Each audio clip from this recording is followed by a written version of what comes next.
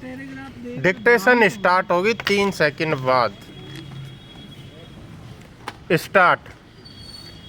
इस प्रकार यदि इन समस्त आदेश पत्रिकाओं का परिशीलन किया जाए तो उपरोक्त समस्त आदेश पत्रिकाओं के अवलोकन से यह स्पष्ट है कि उक्त दिनांक को ही विचारण न्यायालय द्वारा कार्यवाही की गई है तथा उसके बाद से लगातार विचारण न्यायालय प्रशासनिक कार्य या अन्य कार्यों में व्यस्त रहने के कारण पेशी दी गई है।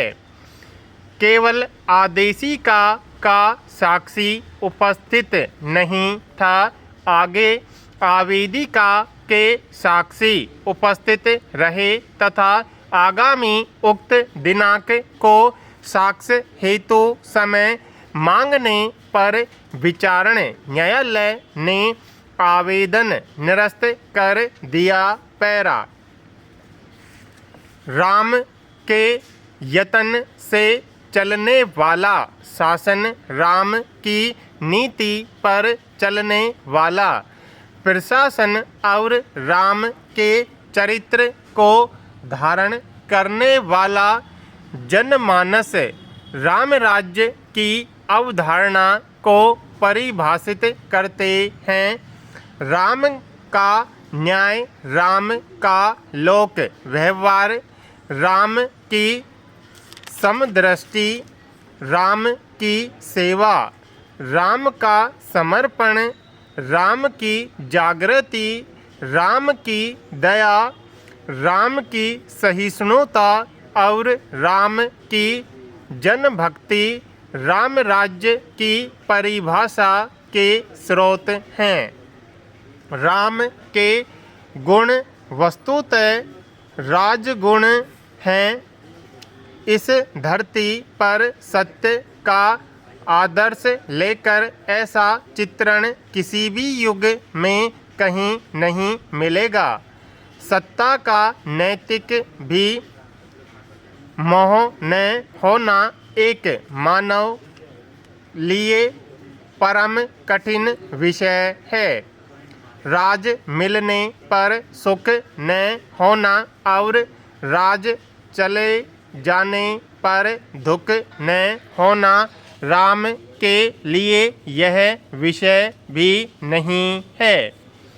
एक गृहस्थ संत का राजा बन जाना और एक महात्मा का सिंहासन पर बैठना, इसे परिभाषित नहीं किया जा सकता। गुण धर्म के आधार पर राम राज्य की शासन पद्धति सदैव से अद्वितीय है। राम राज्य में शांति और न्याय का पूर्ण साम्राज्य था, जैसा कि किसी ने देखा नहीं। कोई असंतोष नहीं था, कोई गरीब नहीं था, शोषित नहीं था, पीड़ित नहीं था, अर्थात जनता सब तरह से पूर्ण संतुष्ट थी। पैरा। प्राकृतिक न्याय का सिद्धांत है कि उभय पक्ष को साक्ष्य हेतु समुचित अवसर दिया जाए।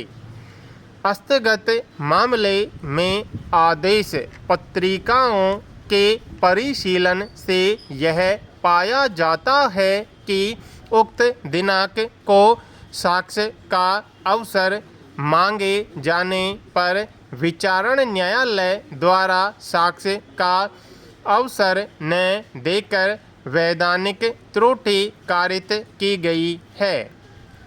अतः न्यायहित में आवेदिका निगरानीकर्ता की निगरानी स्वीकार कर उसे विचारण न्यायालय द्वारा साक्ष्य हेतु एक और अवसर दिए जाने का निर्देश दिया जाता है। उभय पक्ष नियत उक्त दिनांक को विचारण न्यायालय के समक्ष अग्रिम कार्यवाही हेतु उपस्थित रहे। आवेदी का उक्त दिनांक को अपने साक्षी को विचारण न्यायालय के समक्ष उपस्थित रखे और उस साक्षी का बयान कराए और यदि ऐसा करने में वह असफल रहती है तो उसे विचारण न्यायालय अग्रिम अवसर प्रदान नहीं करेगा।